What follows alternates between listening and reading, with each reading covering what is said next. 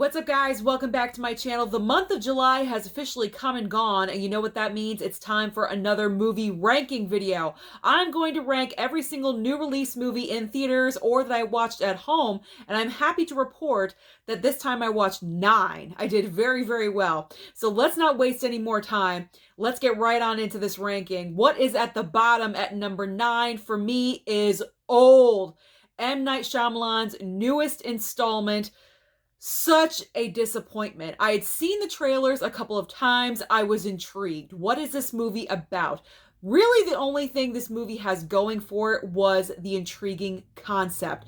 Going to a beach, and all of a sudden you're rapidly aging out of nowhere. It's a great idea that I personally have never heard of before, and I thought we were going to go in a different direction because of the twist, because M. Night Shyamalan, of course, is known for twisty endings, and I gotta say, it was the most dull, most boring so-called twist that I have ever seen. It was not imaginative whatsoever. Medical research, that's the reason. Come on, M. Night.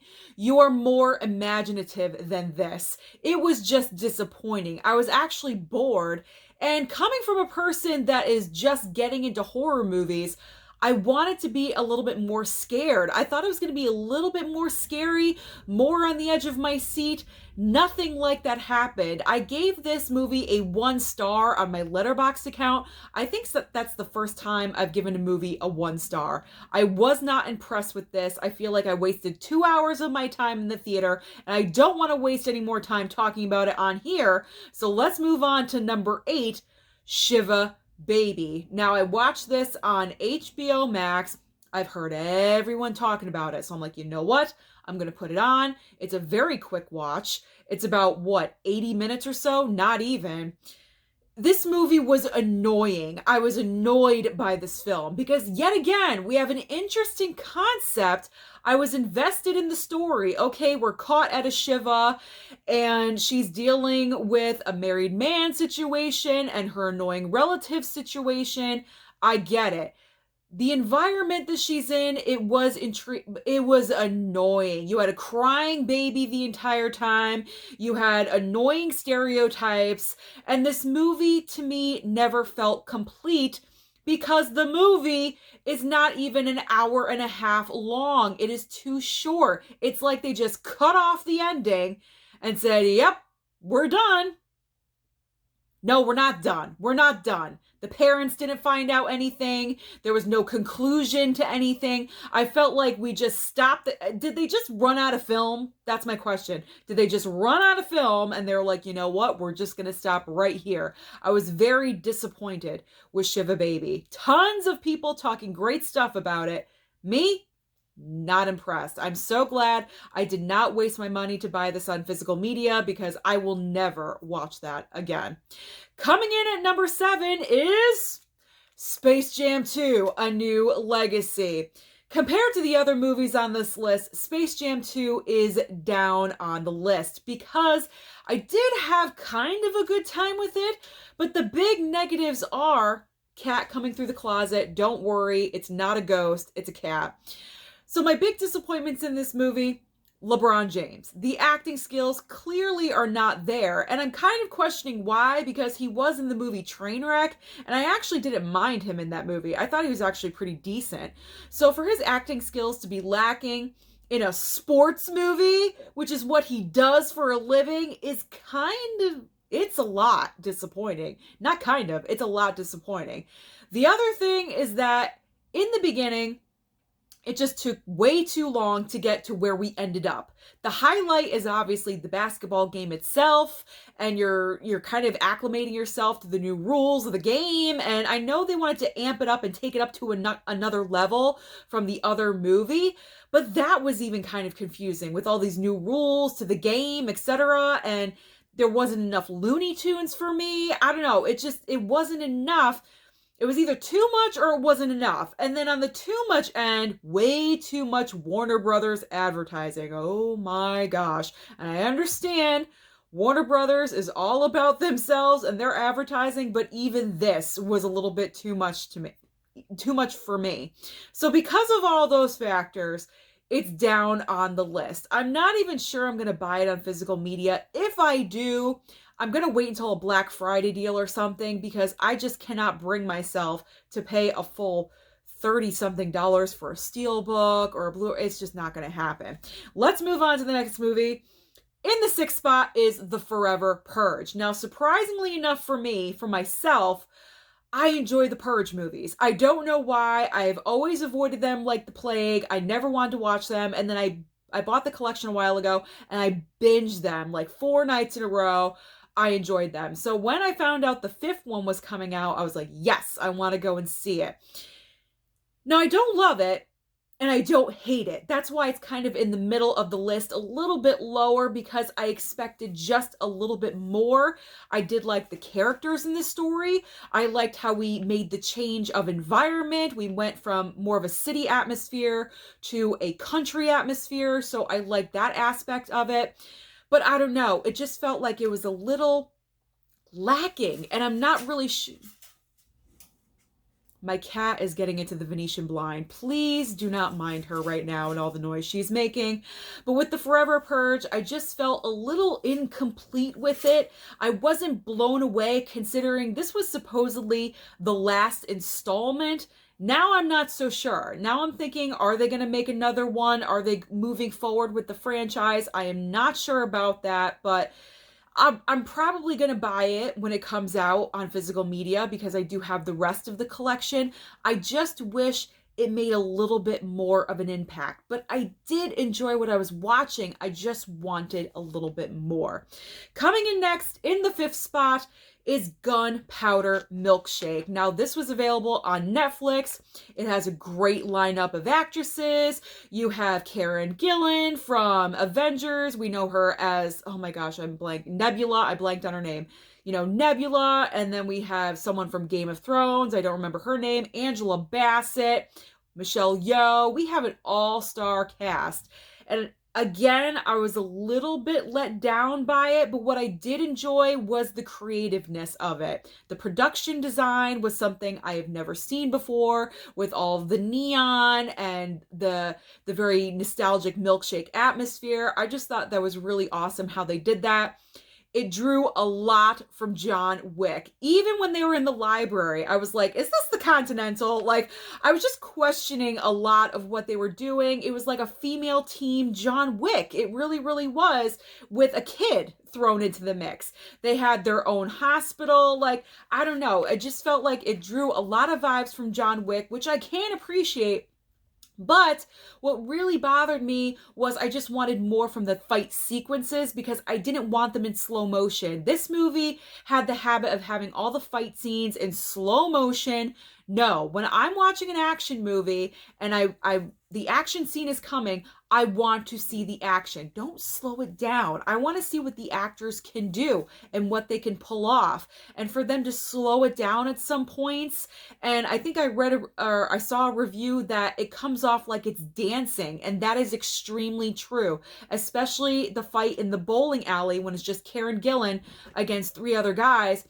It looks like she's dancing, like she's doing a ballet. I wanted more from her because I know that she can pull it off. I'm not sure if she was miscast or not, but I wanted to love it just a little bit more. Does anyone else feel like that? Let me know your comments down below. Next up on the list in the 4th place is Snake Eyes. I know I'm probably going to hear a lot about this, a lot of grumblings like, Susan, are you crazy? What are you thinking?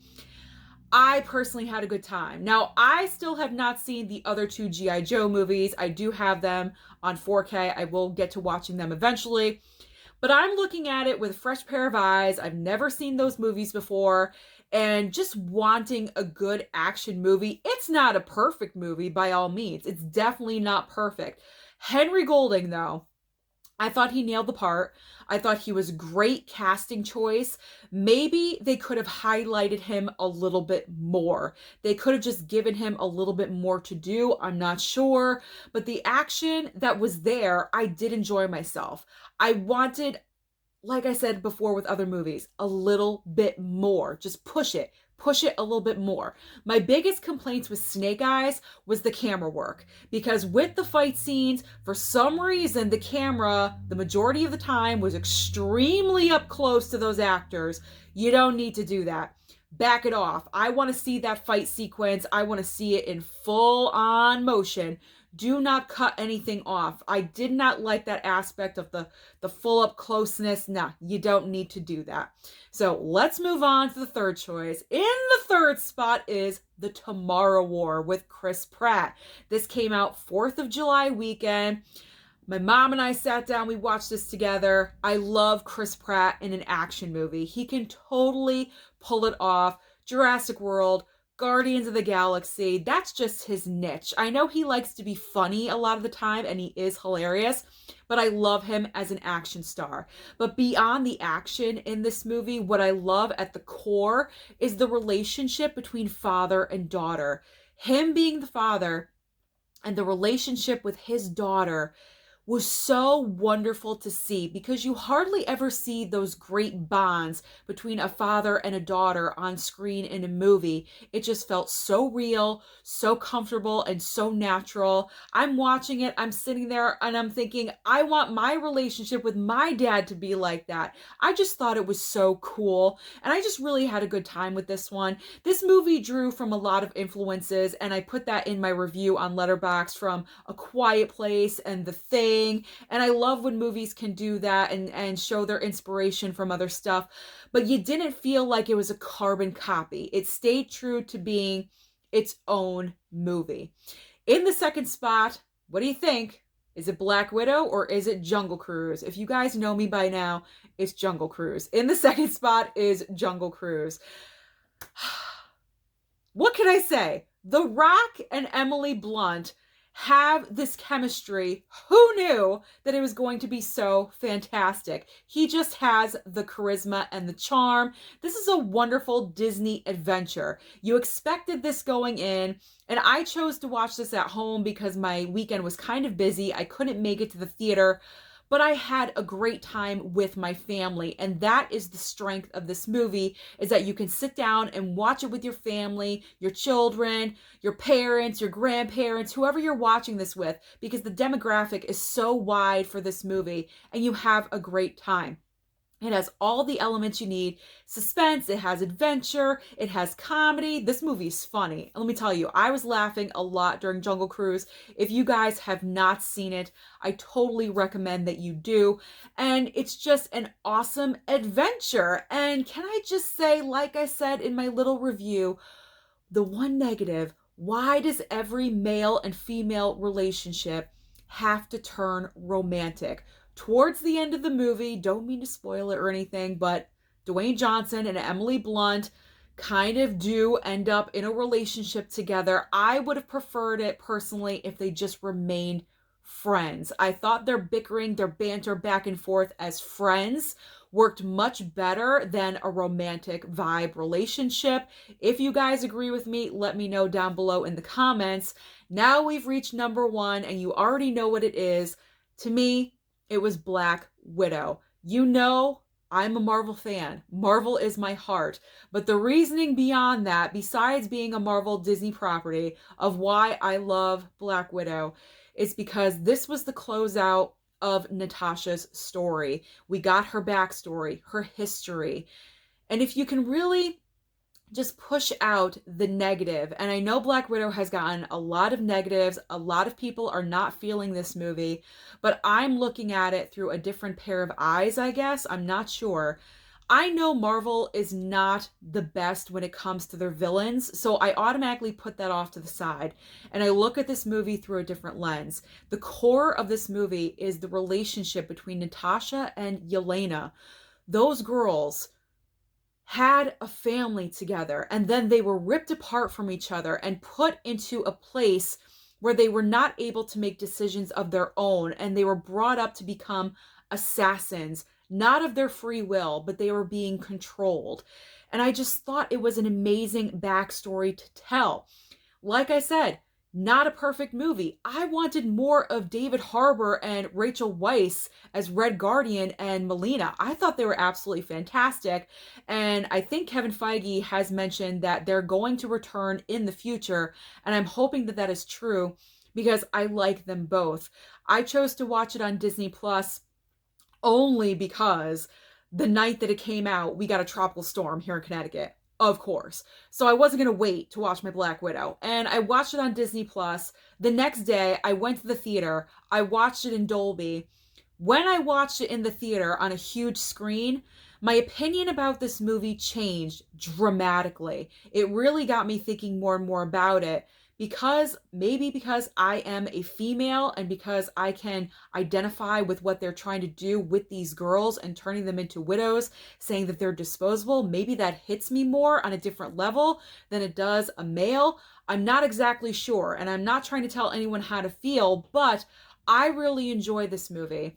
I've watched it now, I think, 7 or 8 times. Thank God for Disney Plus Premier Access. I've watched it so many times, and every time I watch it, I feel a little bit different. I feel something more. Someone looks at someone with feeling, and you feel that. And I know that there's a little bit of lagging in the middle of the film, but I feel like we need that because you need that background, that backstory with that family that we opened up the movie with. And it's just recalling everything and those. I could go on. I could go on and on. The bookends, the beginning and the end of the film with the whistling and the upside down, that kills me every single time. So all of those are the reasons why Black Widow is my #1 movie for the month of July. So that is my ranking of every single movie I watched in the month of July 2021. Let me know down below your personal ranking. What did you watch in July? Don't forget to like and subscribe, and I'll see you next time.